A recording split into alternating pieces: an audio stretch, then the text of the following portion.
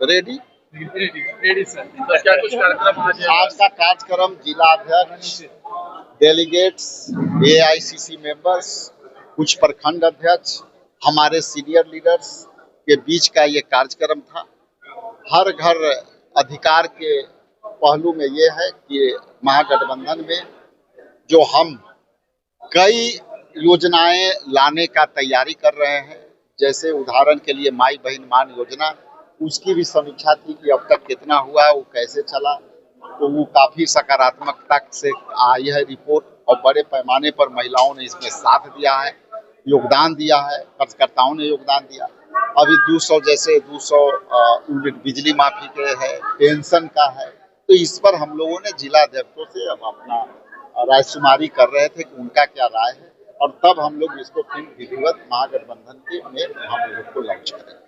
Sir, manifesto अलग अलग आएगा कि साथ में आएगा महागठबंधन? ये सारा महागठबंधन का एक है, और ये जो मैनिफेस्टो बना है, जो हम हर घर अधिकार के तहत ये इसका टैगलाइन होगा, और इसमें सभी गठबंधन के जो कोऑर्डिनेशन कमेटी के चेयरमैन तेजस्वी जी थे, ये सभी दल के मैनिफेस्टो के मेंबर थे, चेयरमैन थे, उन लोगों ने इस प्रारूप को दिया है और उसी प्रारूप को हम लोग गुलदस्ते की तरह लेकर के आए। स्क्रीनिंग कमेटी को लेकर चर्चा है कि जो नई बनी है अजय माकन के चेयरमैन है, तो कब से फंक्शनिंग होगी क्या? ये स्क्रीनिंग कमेटी का काम अभी ये घोषणा हो गई है, जैसे जैसे सीट बाहर आएंगे वैसे वैसे उस पर स्क्रीनिंग कमेटी का काम है कैंडिडेचर को निर्धारित करना, और जैसे जैसे हमारे सीट आएंगे, सीट शेयरे में कैंडिडेट आएंगे और स्क्रीनिंग समिति का बैठक होगी, उस पर हम लोग उसको स्क्रीन करके निकालेंगे कि कौन को लेने में भी स्क्रीनिंग कमेटी की भूमिका होगी तो महागठबंधन। ये स्क्रीनिंग कमेटी सब पहलुओं पर नजर रखती है, लेकिन मुख्यतः कैंडिडेचर और सीट का समीकरण पर ये अपना वक्तव्य देते हैं। एसआईआर मामले में अभी सुप्रीम कोर्ट की सुनवाई हुई है और उसमें कहा गया है कि चलते रहेगा, वोटर डिवीजन रुकेगा नहीं, तो ये झटका है आप लोगों को? सुप्रीम कोर्ट के हर न्याय पद्धति के हम लोग पालन करने वाले हैं, इसलिए उस पर हमारी कोई टिप्पणियां नहीं है।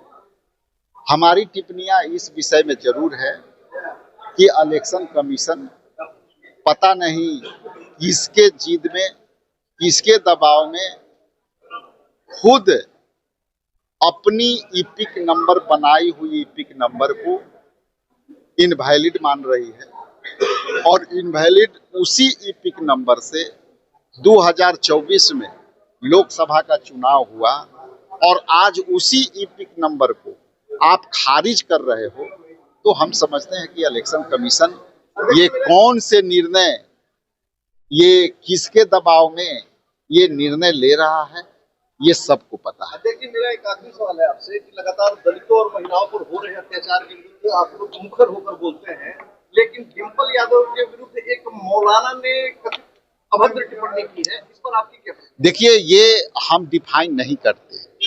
घटनाओं की कोई भी अपराधी के अपना चरित्र होते हैं, और अपराधी के जो चरित्र होते हैं वो सामाजिक चरित्र के नहीं होते हैं।